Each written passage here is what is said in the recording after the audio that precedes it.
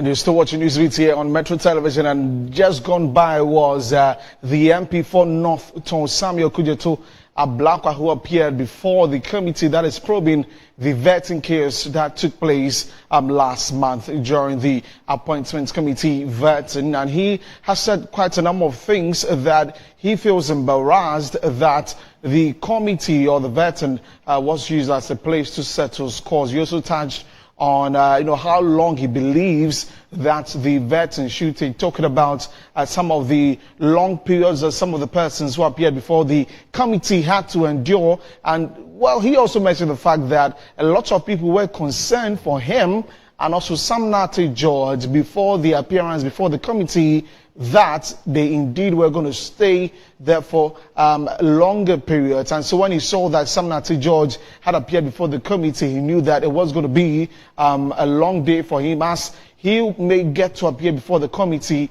late in the night. And he also talked about, the people who followed him to the vet, and the chiefs and the people from his hometown and also from Tepa who came to support him at the vetting, and said that he had to psych them up and tell them that, looks like this thing is going to go into the night, so they should get themselves prepared for that. So the probing is still ongoing. Before him was the Minister Designate for Health, Minta Akanda, who appeared before the committee, also sharing his thoughts about what happened on that very day. So we're still here bringing to you all the proceedings from Parliament with regards to the chaos that took place, that is on January 30. Yesterday we spoke to the chairman for the ad hoc committee, Manuel Kwesi Bedra, where I questioned him about people saying that, the speaker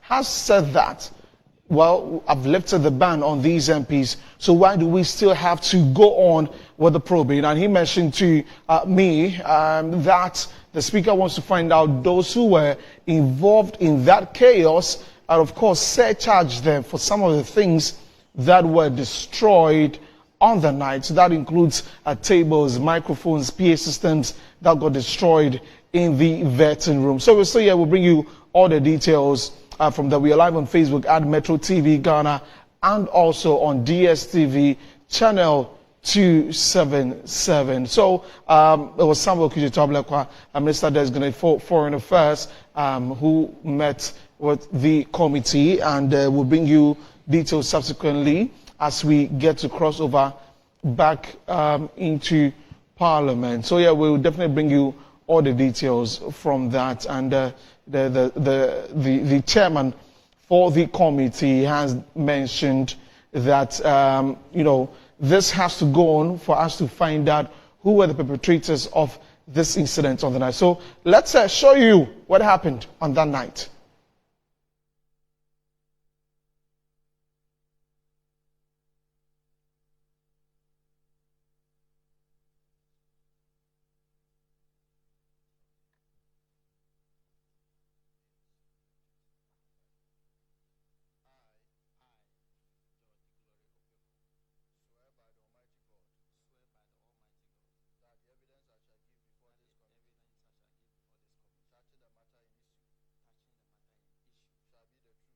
All right, so we're crossing over back to the ad hoc committee sitting, and let's find out the process and how it's going now.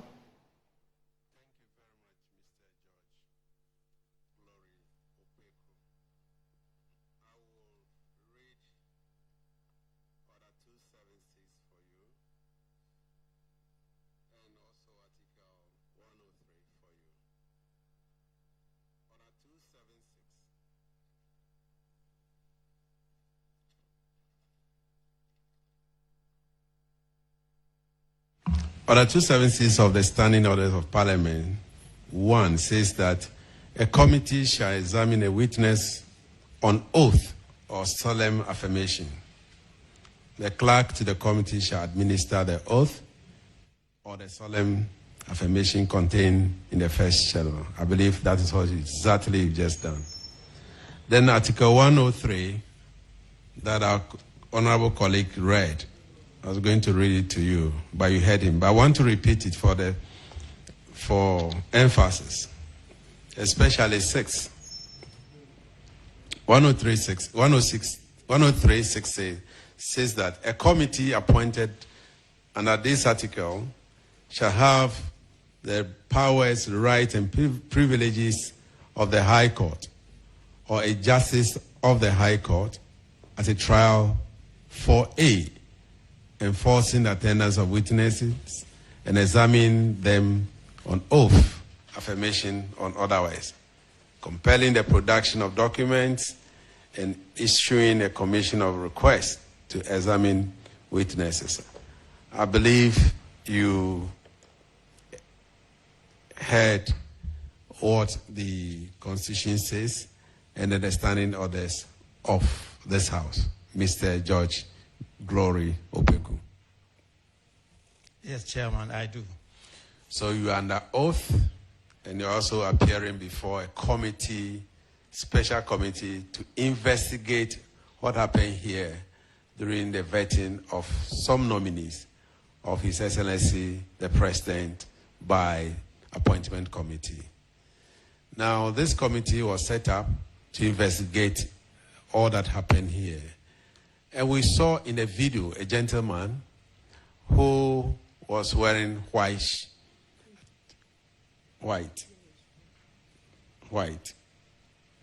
I don't know whether that is George Gregory Opeku. Glory Opeku. Can you confirm whether the gentleman we saw in the video was you?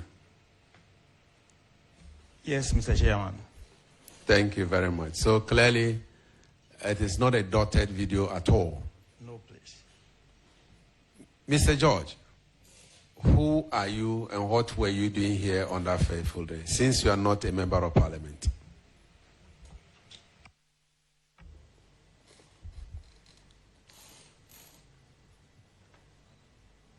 Thank you, Mr. Chairman. On that fateful day, I entered into the vetting room with Honorable Ablakwa. I came with him to support him through his vetting time. That was my reason of entering here. Were you part of the 10 members of his entourage that were supposed to be in this room with him? Mr. Chairman, I don't have any letter to that effect to know 10 or 20 or the number of people that will be here with him.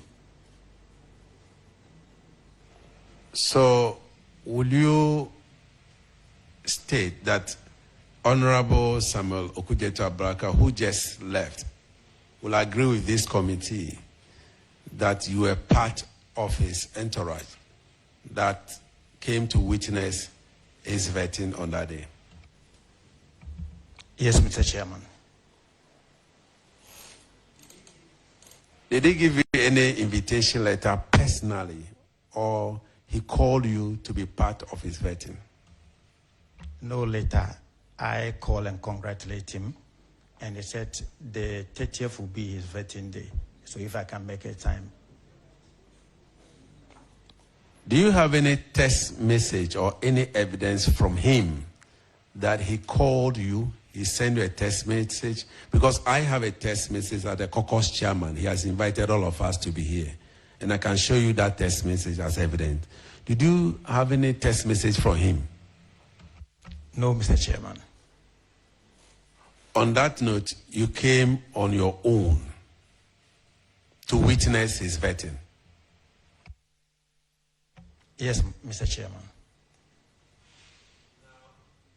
Before I ask you to tell us what you saw or what you witnessed and why you were involved, are you aware that on this table, if the chairman did not invite you to sit here, as I did today, you are not permitted to be where members of parliament are supposed to be?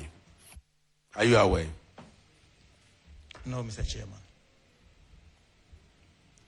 So for the emphasis and for education, this committee sitting is just like parliament or the plenary. Now, as we sat down, if I have not permitted you, you are a stranger. And so we are going to look at you as a stranger in Parliament on that day. And do you agree to that?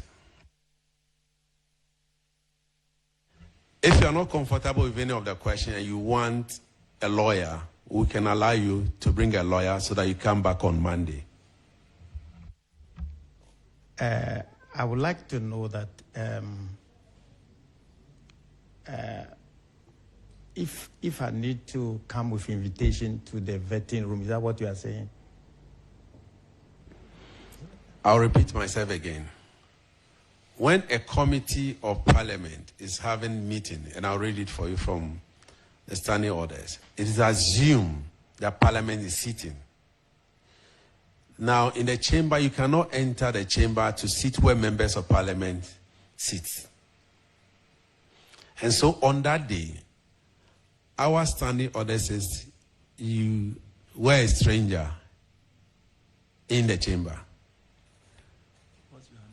Because you are not a member of parliament, where MPs were, you are not supposed to be there. And my question is, are you aware? I'm not aware, my lord. Oh, Mr. Chairman. Ignorance of the law is no excuse. And there are consequences of disobeying our order. Now, I want to repeat myself again. Do you want to come with a lawyer so that we can extend your time to Monday? I would like to come with a lawyer. Honorable members, I would want you to extend an invitation to our colleague and ask that he comes back on Monday, because there are legal issues that we need to sort out. And then we'll also invite Honorable Samuel Kujeto Ablakwa to come with him on Monday again to testify whether he indeed invited him, because of where we saw him in the video among members of parliament. Our standing orders talks about strangers. And if you are a stranger in parliament, there are consequences of being a stranger in parliament. And so I will discharge him if members permit, allows me. I'll discharge him and then we can take him on Monday. Is that okay? Mr. George Glory Opeku, you are discharged until Monday, 10 o'clock. Thank you very much for attending. So Monday, please come with your lawyer, and then we'll also invite our colleague, Honorable Samuel Kujeto Ablakwa. Thank you. Thank you, Mr. Chairman.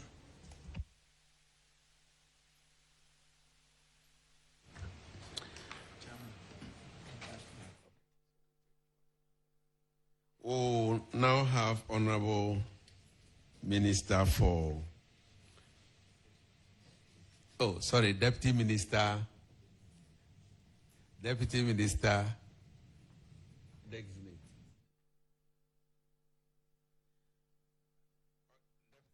Minister Designate for local government. Is it for local government? Local government, Chieftaincy and Religious Affairs. Honorable Rita Na Odole Sowa. Can you please take the oath?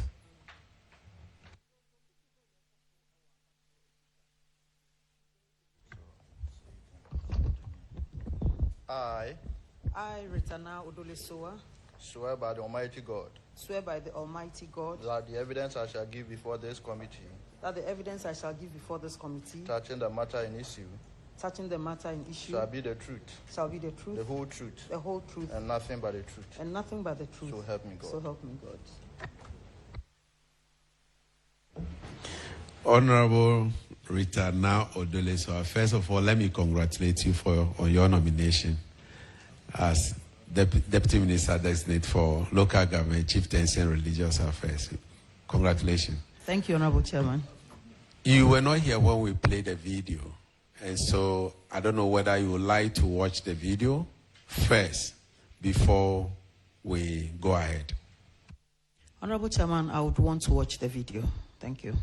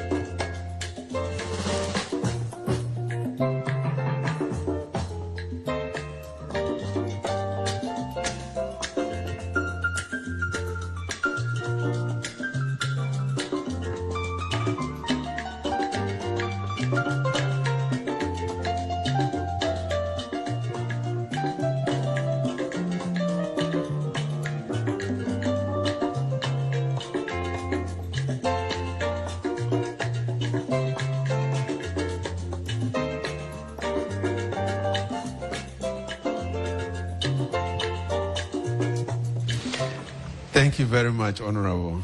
Please, have you watched the video? Yes, Honorable Chair. Can you tell this committee whether you identify yourself in that video? Honorable Chair, I identify myself, but I saw the back of myself, my hair and a little of my cloth. Oh, so that was not you. Is that you? Me. It's me in the video. Thank you. So can you tell us what you were doing here on that day? Thank you, Honorable Chair. I'm a member of the Appointments Committee, so I was here that day for the vetting of honorable nominees of His Excellency, the President, John Dramani Mahama. Thank you.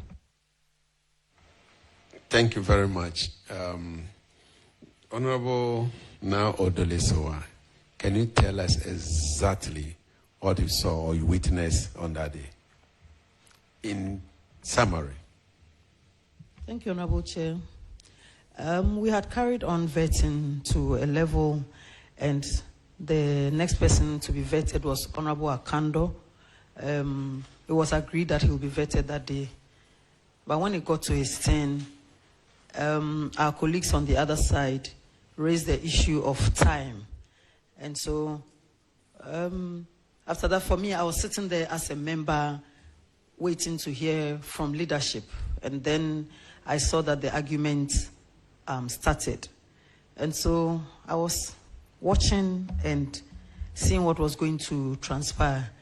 Then I realized that our brothers on the other side said they were not going to agree for us to continue. And so what I also saw was that they started beating the table and said they were not going to agree, especially Honorable Arnaud Dompre. And I saw others joining in, and there was a little bit of a scuffle. And they were pulling the table that they would not allow the vetting to continue. And so I also just looked on, and I realized that they were carrying chairs, pulling the table. At a point, the leg of the table got broken.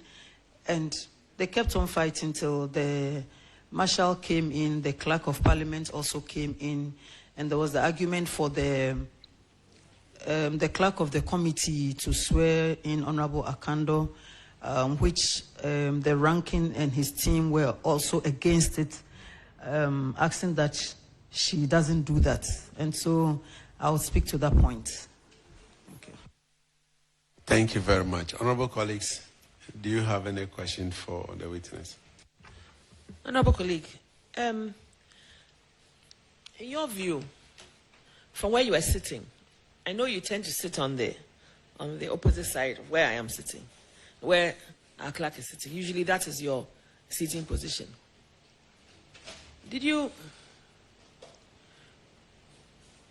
At what point did you anticipate that this situation was getting a bit out of hand? Honorable Chair, at the point where we wanted to get the vetting to continue, and then the ranking member said they would not allow the vetting to continue. So at that point, I was sitting there watching to see what was going to transpire, whether we'll be asked to end the vetting or not. So did you make an attempt to, talk to your colleague on the other side to, calm down or stop what they were doing or something? At that point, I realized the leadership were arguing among themselves. So I sat quietly, looking on and hoping that nothing untoward will happen. Thank you.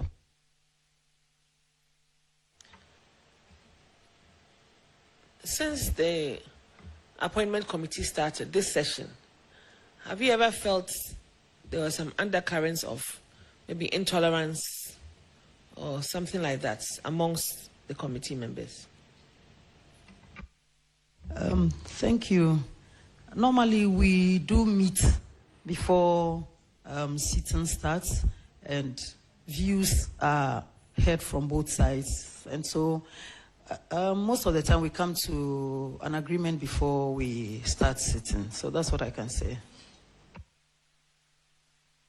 Thank you. No further questions for now, Chairman. Thank you, Honourable Chair. Honourable colleague, just since the Appointments Committee started sitting, was that the day that you actually vetted the highest number of nominees? If my memory will serve me right, it would have been that day, but because we didn't continue, and we are all aware that we didn't sit on Tuesday, so we had a backlog that we try to balance here and there. And so we agreed that for Honorable Akando, so we thought that since he was the one in the chair, we asked him to come in. I'll say the chairman asked him to come in. We thought he would be vetted, but I would say that was the day I think we had the highest number. Thank you. Did you feel unsafe at any point? I felt very unsafe, but I had to be calm in my seat.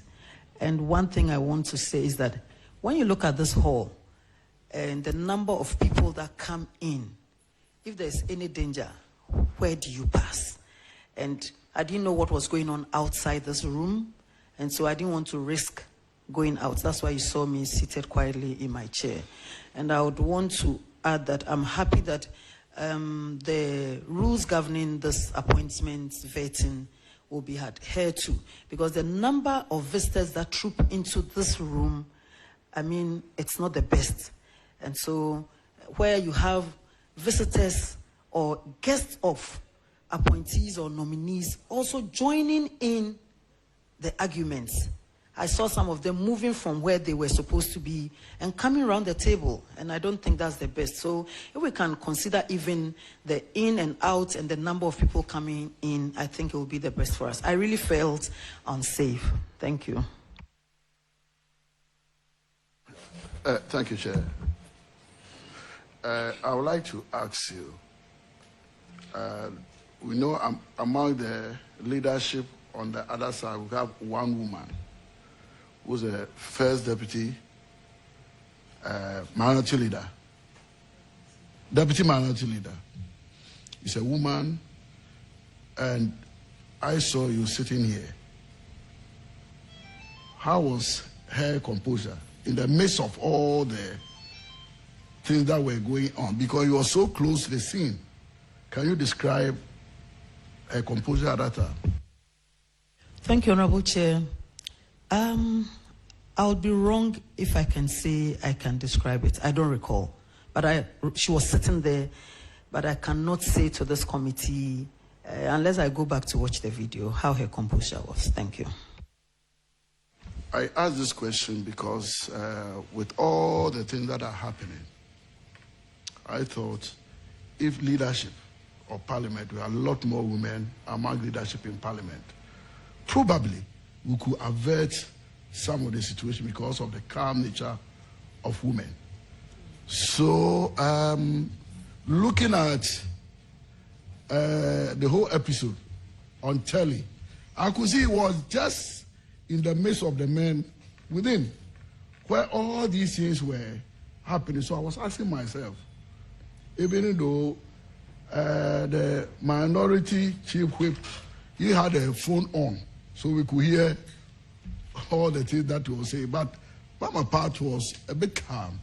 So my expectation was that I was expecting something from, because I always want to advocate for women in leadership position. I was asking myself, what was Mama part? Honorable colleague, I want to overrule this one because she's not here, and she's billed to come on. No, she's supposed to be here today. She's not here. But since she's not here physically, I want to beg of you to ask different question. Chair, the question, because I just wanted to find out the mood, whether you overheard her calming, the leadership of the minority side, because that was my expectation. And because he wasn't on didn't have the mic, so I couldn't hear what she said. So that is what I wanted to find out. Yeah, say anything at all. Thank you, Honorable Chair. She was seated, like he said, right in the midst of them, and the noise. The noise. So I didn't hear her. Thank you very much. I was also seated there quietly, and so. But my one disappointment I had was also how the clerk to the committee was threatened, and I don't think that's the best for us, having passed the affirmative action bill into law. And sometimes I believe, in as much as the men want us to be the mediators, or assume that we are calm people and that we need to come in when there are certain situations, I think the men should also consider us and deal with us well. Well, the minority leader apologizes to her, even on the floor of the House. So, any more questions? Otherwise, we'll discharge. Thank you, Chair. I think one thing that keeps coming up is the issue of scheduling. And because you're on the committee, I'm going to extend this question to you, but only if you can answer it. Was there any discussion in any of your pre-sittings to modify the schedule based on the fact that you had a backlog to deal with? And was this communicated to the nominees, to your knowledge? Thank you very much, Honorable Chair. Yeah, we met and then we agreed that we need to modify the arrangements of inviting the nominees because we had a backlog for the Tuesday, and it was agreed. But along the line, since some of the questions went very far, I think the time was of essence. And so, in as much as we agreed, I won't say, I don't know at which point that the agreement broke down. Okay. If you can recall, what was the agreement with regards to scheduling? Okay. Thank you, Honorable Chair. What I'll recall is, because of the Tuesday, we had the backlog. It was agreed that we'll add some of the Tuesday to the Wednesday, and then some of the Tuesday even to the Thursday. So that's what I can recall. On that note, I want to thank you so much for attending upon the committee. You are humbly discharged. We'll call upon you when the need arises. Can we have Honorable Charles Agbeve Then after that, we'll have the Marshal, and then we'll have Honorable, who I just won, Emiliata, Minister for Fisheries.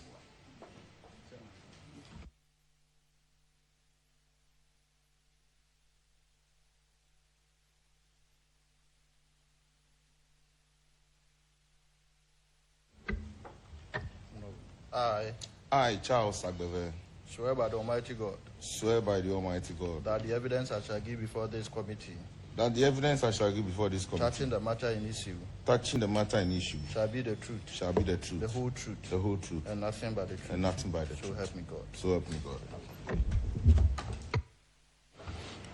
Thank you very much, Honorable Charles Agbeve.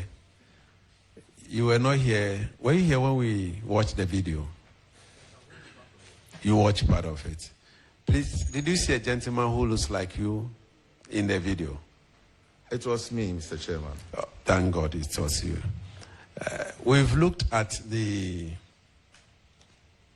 members of the appointment committee, and we didn't find your name in the list. Now, what were you doing here on the 30th of January? Thank you very much, Mr. Chairman. Mr. Chairman, the 9th Parliament does not have a select committee on health. I was a member of the Select Committee of Health in the 8th Parliament. And so the Chief Whip informed us, pursuant to Order 217, Section 5, subject matter members will be invited. And so I was invited by Chief Whip, together with Dr. Sebastian Sandari. I recall the then Deputy Ranking, Dr. Mark Nawani, and Honorable Hutoje, that the four of us should make ourselves available. When we come, then two of us, our names will be given to the chairman as subject matter members. So that's why I found myself here. So what happened on that fateful day, since you were here as a member on subject matter committee? What happened here? Thank you very much, Mr. Chairman. Mr. Chairman, I recall I was seated where the Joy FM microphone was. And I came in before Honorable Akando took his seat, because he was informed that right after Honorable nominee designate for transport, he would take his seat. So I took my seat. Next to me was Dr. Sandari, and we were comparing notes, what we were going to be asking the nominee. So when Honorable Akando was called to take his seat, he immediately sat down. The minority started agitating that we won't agree. We won't agree. Then the chairman requested that the clerk administer the oath. Immediately, he asked the clerk to administer the oath. The minority leader started yelling harsh words at the clerk. That you, the clerk again, you partisan clerk. In fact, it was quite unpalatable. All this while I was seated watching. Then arise that they all got up and had 3 of their microphones on. Now, when you have more than 2 microphones on, no other microphone can be switched on. So it was difficult for Honorable Akando and the clerk to administer the oath. So that was the first strategy they used to actually block the administering of the oath. You said that was a strategy they used to block. Yes, because who used that strategy to block? Honorable, the minority chief whip. He quickly pressed on the consoles. And once you press 1 or 2 or 3 consoles, you cannot get a 3rd or 4th console working. And that was how come whatever he said was heard loud. Because he had his microphone on, he had the 2nd one next to him on, he had the 3rd one far away from him on. And because of that, the oath could not be administered. So anything he said was now loud, and all of us were hearing it. Then the pulling of the table started. In fact, the first thing that happened was the pulling of the table. When the table was pulled, the chairman was still seated. The console right in front of him is where you are, where your console is. It's exactly where his console was. When it was pulled, because it was sitting on both tables, it fell. And once it fell, we saw the damage. Then I saw my chief whip here. And I saw my chief whip. In fact, before then, Honorable Jerry had come here to try and stop the oath being administered. But I saw two colleague MPs, in fact, first timers, push him up, so I couldn't go there. But when I saw my chief whip being attacked by Honorable Tampuli, I could no longer sit on my chair. So I moved to go and separate them because I thought it was getting out of hand. When I got there, I seen Majority Leader already there separating them. So now, I decided to take advantage to switch off their consoles so that the oath can be administered. It was there I realized that, the thing has gone beyond just switching on the consoles. The plugs have all been pulled out. So I tried fixing them. In fact, at a point in time, if you watch me, I was asking Honorable Akando and the clerk to try switching their own on because I had fixed two. But they could try it, it was not working. So I tried the third one.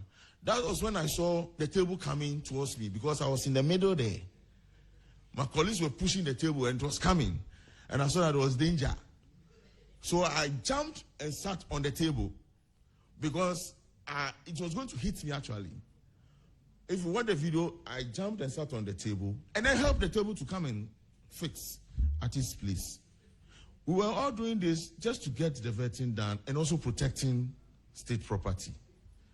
When I got onto the table, before I realized, this time around, the table had moved and it was in the air.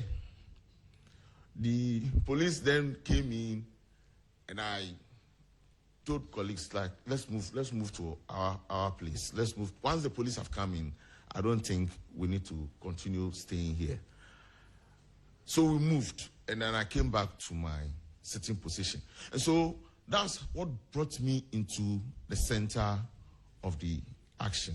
First, the attack on my chief whip, who I thought was unfairly being attacked, and I needed to go separate and possibly rescue him, and then also try to fix the microphones that had been pulled out. Thank you very much for that account. I watched the video, but I didn't know the intention behind. I thought you were also trying to pull the table and, removing cables. But now that you have explained it, we'll further watch the video. I'll leave my colleagues to ask questions. Thank you, Mr. Chair. Honorable colleague, did you see and experience breaches, various breaches in this room? Honorable Chair, there were a lot of breaches. A lot. Before I could access the building, it was difficult to pass through the site. In fact, it was virtually impossible. So I had to go down, move through the downstairs, and then come up through this section. Because the numbers on the corridor and in the room was just unbearable. We had almost, I think if I'm not mistaken, 4 of the nominees' supporters all packed here. And that was the first breach because as far as I know, when you finish yours, you must move out. But those who were yet to be vetted had all their supporters up here. And that was the first breach I saw. The second breach I also saw was we were too many in the hall. This is the first breach was outside. Inside the vetting room itself, all the alleys of the where the visitors were supposed to sit were packed. People were standing. And I thought it was just too much. And so the air conditions were rendered useless. The room was really, really hot that day. Then the third breach I also saw, I thought in Parliament, I've witnessed what happened in 2017 on the floor. I had witnessed what happened when the E-levy issue came up. And I thought we had embarrassed ourselves too much in public. And this should not happen ever again in this chamber or this house. So I thought when the minority were protesting that they would not be part of it, the normal thing the minority groups always do is to walk out and do a press conference. And like what the minority will say, let them carry their sins. That's what they normally do. But this time around, what I realized was that they insisted to stay and make sure nothing happens. And once that position is taken, it's obviously going to be conflict. Because we had also taken an entrenched position that the vetting will continue. And so obviously it was going to be a breach. And once that is breached, conflict. Then finally, because we had so many supporters in the hall, and we had started a scuffle, if the police had not come in early, they may have been encouraged to join, because they came here to support a nominee. Fortunately, when Jerry came here, Honorable Jerry came here, he was pushed away. So they were now around the nominee, including 2 other MPs, supporting him. And so if the fight had continued, and then they were identifying that we those here were now moving in, they would have joined us. And it would have been too bad. I thought we could have averted it. If Mr. Chairman will allow me, the following day, when the nominee was invited and asked to come for vetting, I realized that there was absolute calm here. Only 10 members were invited, and only 10 Saturday.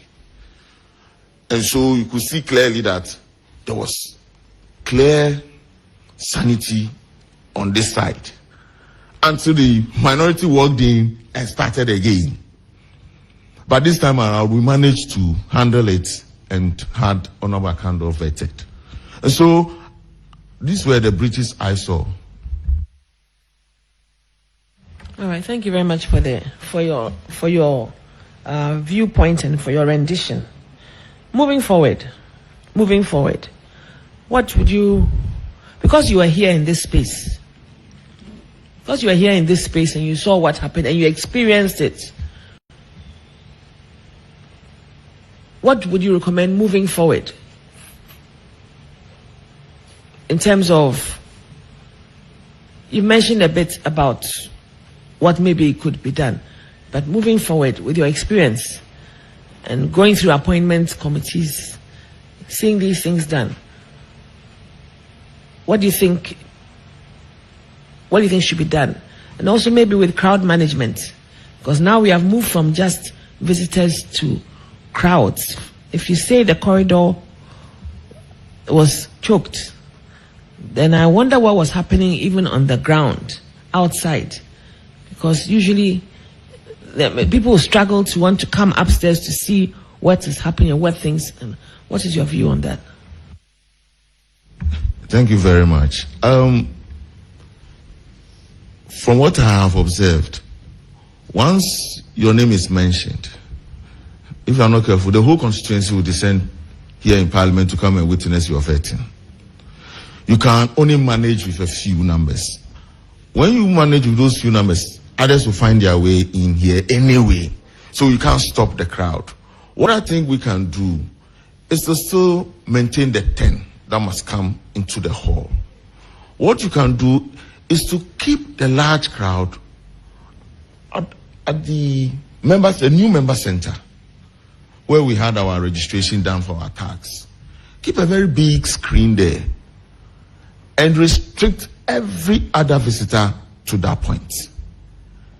Because even moving all the way into this square here is a security risk to our work here and to the workers of the parliamentary services and ourselves. But when you keep them down with a very big screen where they could watch what is going on here live and where they can be entertained and refreshed, I don't think we'll have too much problem. The crowd management will be far, far, far, far better. And that is one recommendation I think Parliament needs to look into moving forward. Because whether you like it or not, you can't stop the crowd. They will find their way here at all costs. Thank you very much.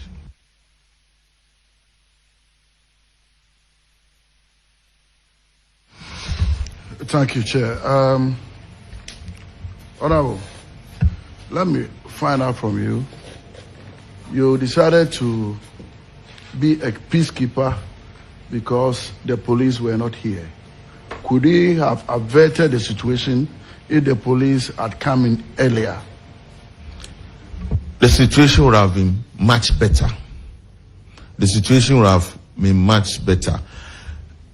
Before the police came in, I saw the marshals, the two, but they were helpless. What I saw they did quickly was to get the chairman out. That's the first deputy speaker. To get him out and protected. Then they came back to see how they can manage the situation before the police came in. The presence of the police tried to calm down the situation. First of all, by stopping others from joining in, and then also trying to stop other government properties from being destroyed. But our minority colleagues were putting chairs on the tables. And when our colleagues removed them, they put them back. I didn't get there to remove a chair from the table. But when the police came in, they tried stopping them from putting the chairs on the table and further stopped them from getting further consoles destroyed. And so I thought the response of the police could have been much quicker. Then number two, there were police around. But these were bodyguards of MPs. And so they are restricted to certain situations. And so they were interested in protecting their MP than coming in to separate a brow. And so you could see them all visibly around in uniform, but they were not taking part in any of the separation until the police from the unit, parliamentary police unit, came in. Well, are you impressed with the numbers that came? The number of police personnel that responded, were you okay with that? Considering the crowd outside and what was inside, I don't think the number was enough. Because it was a crowd situation and anything at all could have happened. I would say because it was late, we didn't have more colleagues coming in. We those who were here and a few later saw what was happening that came in. By the time they came in, most issues have been resolved. By then, majority leader was talking to the press.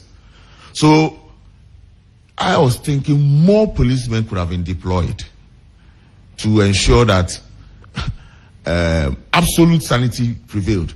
But the police were also a bit careful. This is a member of parliament. He's taking a chair and putting it on the table. How do you handle it? So you can see, even in trying to handle that, there was some diplomacy in going about it. So he waits. When the member of parliament puts the chair on the table, then he goes for it. When the member of parliament wants to come for the chair again, then he shields him from taking the chair. It was a difficult situation for them.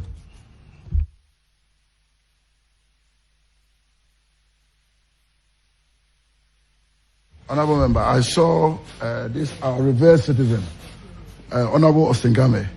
Did you see him? Yes, I saw him. I saw him at the corner. And what was he doing? Honorable Ostingame was a visitor I saw him seated here. So when the whole thing started, initially, he moved in there and tried speaking to, I think, the minority leader and the minority chief whip. But my attention was then taken to another member trying to put a chair on the table and trying to pull a table. So I didn't know what transpired again. But I saw him very clearly trying to calm things down.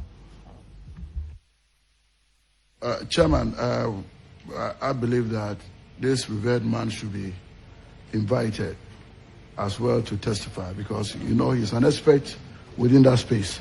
So I suggest that let's get him to be involved. Thank you very much.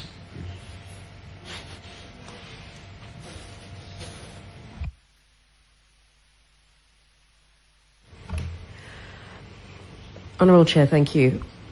Honorable colleague, you did mention the crowding in the corridor. Were people's ID cards being checked in order to have access to this building, based on how you managed to access the building? Did you observe people's tags being checked, people's identification tags or invitations being checked? Thank you very much for the question. I didn't come through the main door downstairs. I came through the back door from annex. And so when I climbed, I saw a colleague on the first floor. So I walked with him. He was going towards the new, the entrance. So I escorted him to that position before I climbed through that side. So I didn't come through the staircase, through the main entrance, no. So I wouldn't know what security measure was there at the entrance. But when I climbed out, I didn't see any visible visitors tags on them. And the truth is, some were chiefs with their entourage protecting them. And so when I was trying to push my way through, they saw my tag visibly, but they will not budge, they will not give way. So I didn't want to push further, so I just went downstairs. I know my way around, so I went down the next floor and then climbed up to the other end. But there were no visible tags on them. Thank you. My final question, you mentioned that this corridor was packed. Did you find non-members on any other floors as you tried to make your way into the vetting room? They were on the staircase. Not on the floor, but on the staircase. There are two sets of staircases. Which one? The one used through the main entrance. Correct. Very well. Thank you. Well, thank you very much, Honorable Charles Agbeve, for attending upon this committee. When we need you, we'll call you again. Thank you, and you are honorably discharged. Next time, don't be moving from your seat to go and be... We have two other witnesses here, the Marshal, Deputy Marshal, and then, you are honorably discharged. Thank you very much. You have the Deputy Marshal and the Minister for Fisheries. Deputy Marshal, can you please take then we'll have our Minister finally. I think after the Minister, we will close for the day, and then we'll address the press.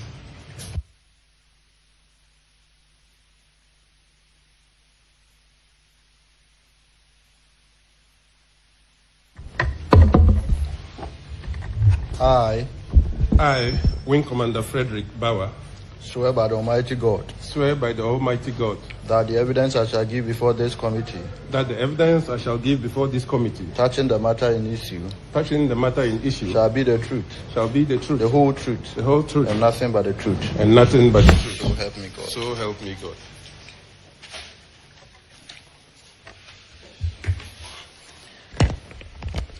Thank you very much, Wing Commander Frederick Bauer, retired, Deputy Marshal of Parliament. You were here when we played the video. Yes, Mr. Chairman. Wednesday and today. Yes, Mr. Chairman. Did you see Wing Commander Bao retire in any of the videos? Mr. Chairman, I did. So that means that he was here on 30th of January 2025. Yes, Mr. Chairman. Deputy Marshal, can you tell us what happened on that fateful day from your point as Deputy Marshal? Thank you very much, Mr. Chairman. The day in question saw a lot of supporters of nominees filling up virtually every space we had within the parliamentary precincts.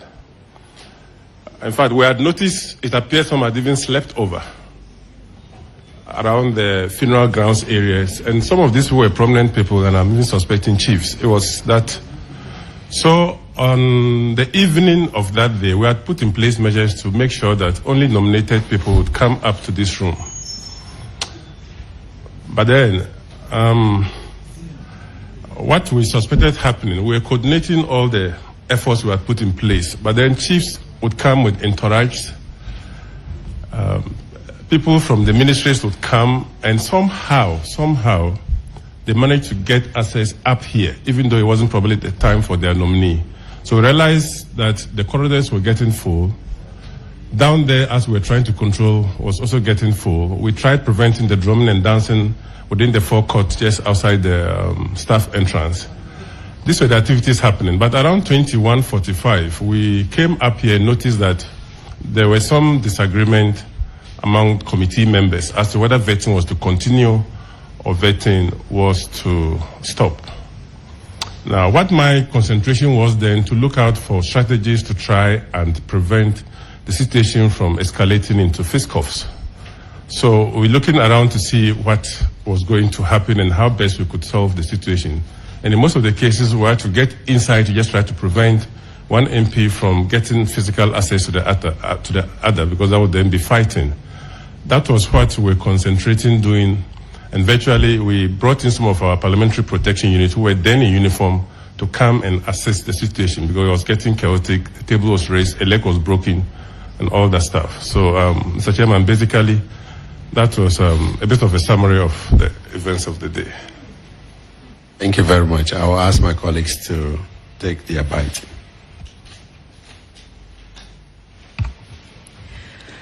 Thank you. I'm so sorry.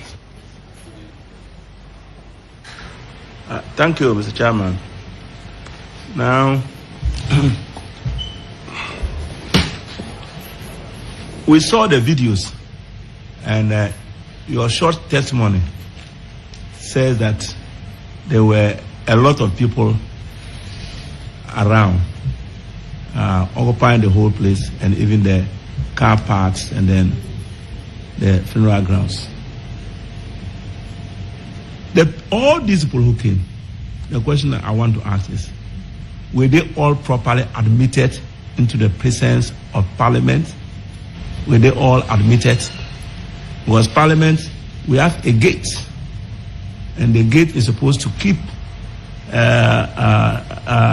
people at bay. I have seen people who have come and then you have been able to stop them. Whether they are coming as protesters or they are coming at whatnot, I've seen it. And so that day, the people who came, were they all properly admitted into the presence of Parliament? Thank you very much, Mr. Chairman. Mr. Chairman, on the day in question, what we tried doing was to prevent buses from busing people right into the compound.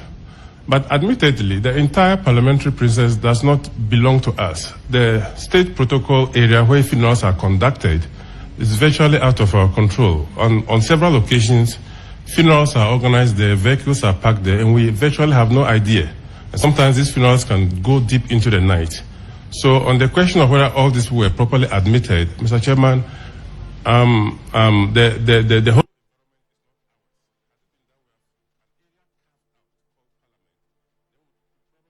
ensure that strict access is granted into that space. But people are not particularly prevented from walking to the precinct because there are other institutions that we occupy the general area with.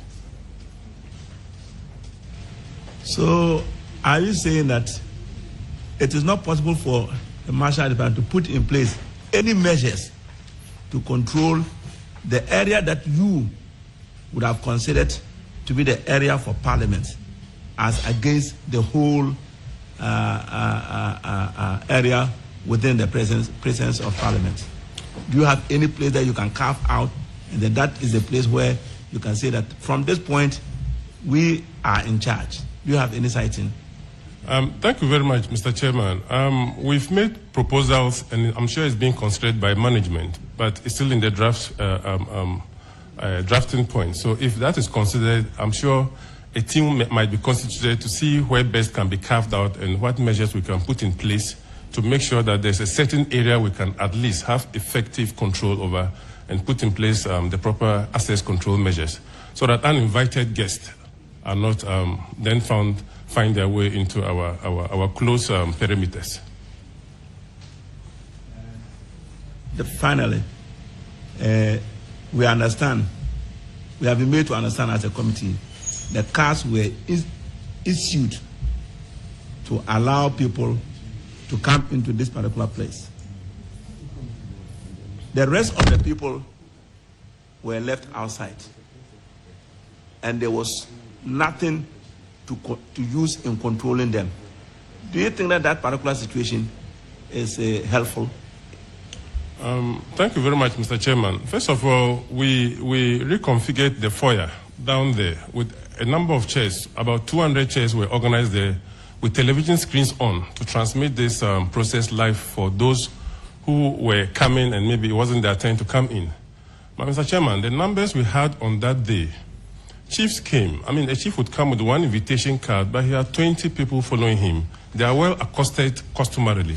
Even the police we had put in there to stop them, sometimes, as a matter of traditional courtesy, would end up, giving way for them to come because some of these people were elderly. And that was the challenge. So at the end of the day, they allowed them access up here just to see what was happening because they would tell you they came all the way from Wa, from Damango, and these were the challenges they had down there, even though we had put measures in place to prevent that if you didn't have a card, invitation card, you wouldn't find yourself into this room. But if a chief comes and his entourage is about 15, there's one card. Chiefs do not walk alone. Those were the challenges.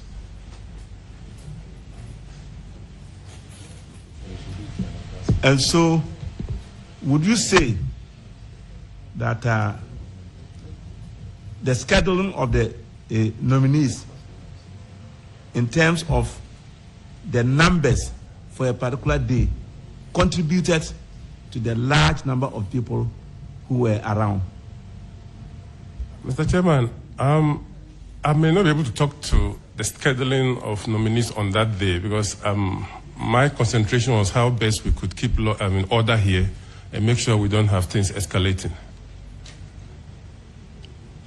Thank you. That will be all for now. Thank you, Honorable Chair. Wing Commander, just out of curiosity, is there an official document that is handed over to the Marshal's Department to inform you of who is to be on the precincts of Parliament on any given day when we have the vetting of any nominees? Thank you very much, Mr. Chairman. The understanding is that only invitees, people who have been given invitation cards, and these cards are supposed to be 10, are the ones allowed into the vetting room to support their nominees. But Mr. Chairman, this is the people's house. If they say they are coming in to visit their MP, it becomes difficult for us without prior authorization to deny them that access. What we've noticed is that they say they're coming in to visit their MP, and instead of getting to their MP's floor or office, some of them find themselves here, and some of them, unfortunately, sometimes with the support of the MPs.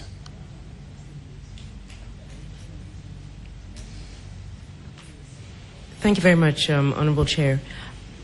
I'll ask the question again. Is there a document that comes to the Marshal's Department with the exact specification of who is meant to be in the appointments room on any given day? Officially, do you have a list of who is supposed to be here? Yes, Mr. Chairman, that document counts. But on this particular occasion, I think the certainty of who was to be vetted on the particular day, clarity wasn't there. And what I noticed was that on the Wednesday, we had to go and bring in Oliver Vermaho. In fact, I had to take the summon to him. And so sitting was suspended. Was not done on that particular day. So I suspected that the leftover of the Wednesday were shifted to Thursday, which then increased the numbers, because most of those visitors for Wednesday had already come with supporters who were in the compound already, and where to sleep was a challenge. In fact, when we were going home on Wednesday, myself and my colleague, we realized people were making do with the spaces just to find a place to sleep, and it was pathetic because most of these were elderly females. Thank you. So, Honorable Chair, just to state for the record that there wasn't a formal communication to the Marshal's Department stating that there was a shift and there would be more people, and who those people were. Is that correct? Is that correct? None that I saw. I might need to confer with my colleague to see if he saw that formal communication. But to my person, I did not see that, because on that Wednesday, it was late when we took the summon to the gentleman who was supposed to appear here. On the other day. So I wasn't back enough to check the mails. So I would then need to confer with my colleague to see. Please do confirm and let the clerk know before we finalize our report. We want it to be part of the report. Yes, Mr. Chairman. Thank you, Honorable Chair. I would like to find out whether, apart from the invitation cards, people who were granted access were given tags or ID cards as proof of having been admitted. Thank you very much, Mr. Chairman. That's the normal visitors procedure. Once you enter the precinct, you are directed to the Parliamentary Visitors Center, where some details of yours are taken, and then you are given a visitor's tag. And then you go to the particular floor or particular MP you are looking for. But on this particular said day, I think even way beyond the 1700 hours that normal visitors come in, others had trunked in. And frankly speaking, they didn't all go through the visitors center to get identification tags. So we kept most of those ones at bay down there, and they were in the foyer watching TV and watching the proceedings.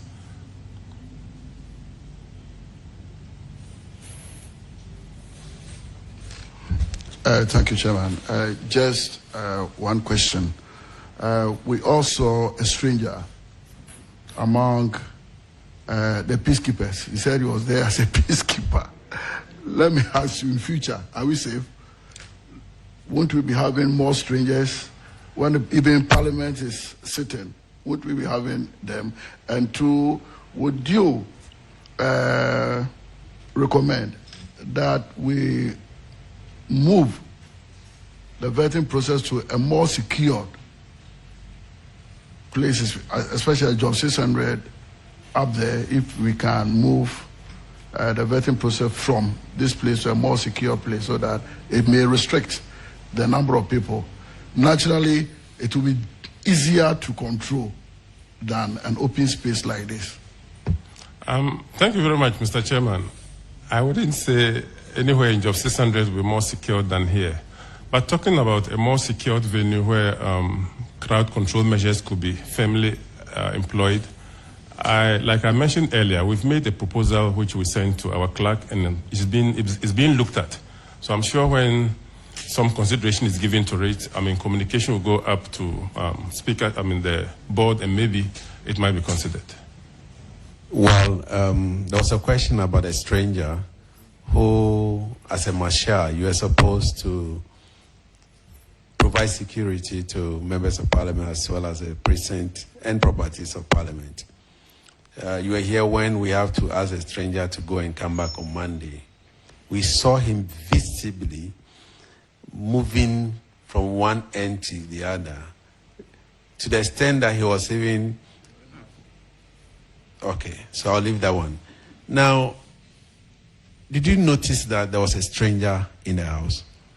Mr. Chairman, personally, I didn't until today. The fact is that our security personnel are all not still very familiar with all the MPs, especially the members coming in for the first time.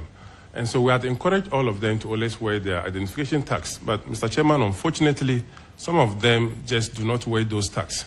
Because when you weigh those tags from a distance, our security personnel are able to know whether this is a staff, or this is a member of parliament, or this is a visitor.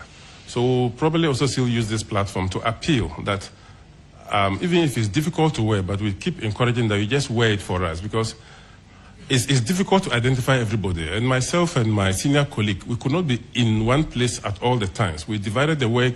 We're going around to supervise the measures we've put in place. So unfortunately, I did not notice that stranger. And in fact, I didn't even know until he appeared this morning. Thank you. Thank you, Mr. Chair. Marshall, do you think that perhaps your response could have been quicker? When the chaos started and you entered, you were not in the room at that time, were you?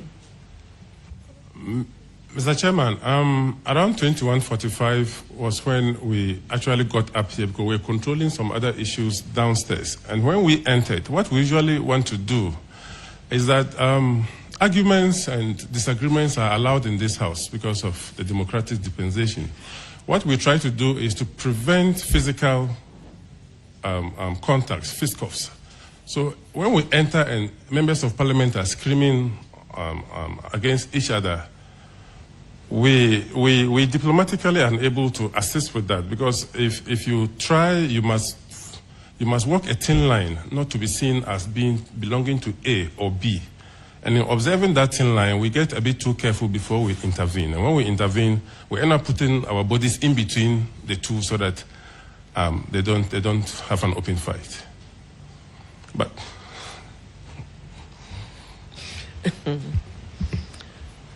that still didn't answer my question, whether you think your response was on time or a bit delayed.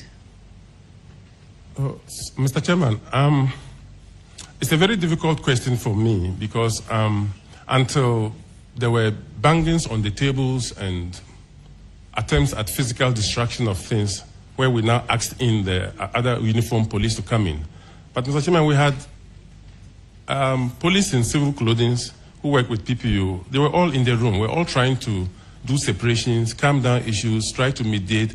I had to pull a number of MPs to the adjoining offices just to convince them that there was no need for us to go into this, because cameras were watching, and some of it worked.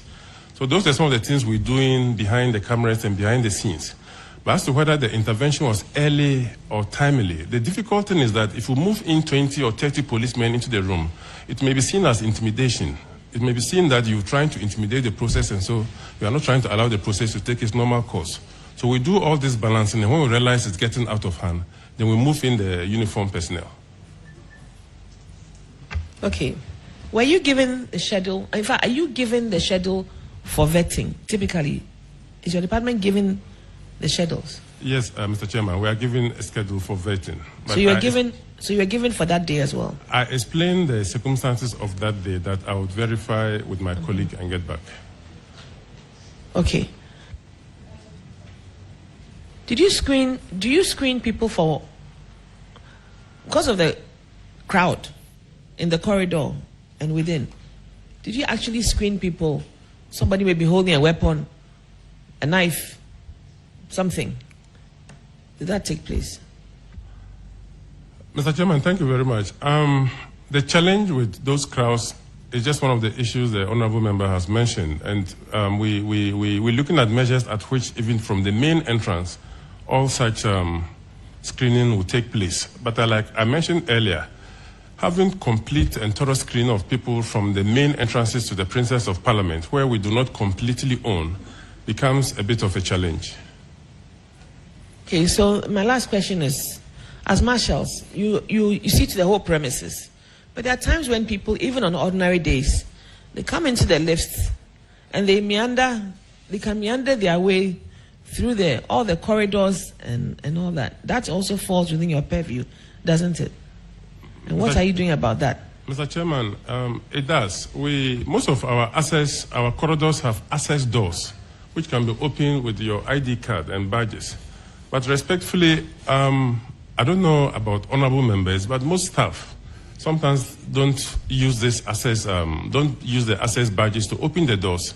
And even in some of the floors in Job 600, realize members, because they don't wear, some of them don't wear their ID cards, which have access to open the corridors.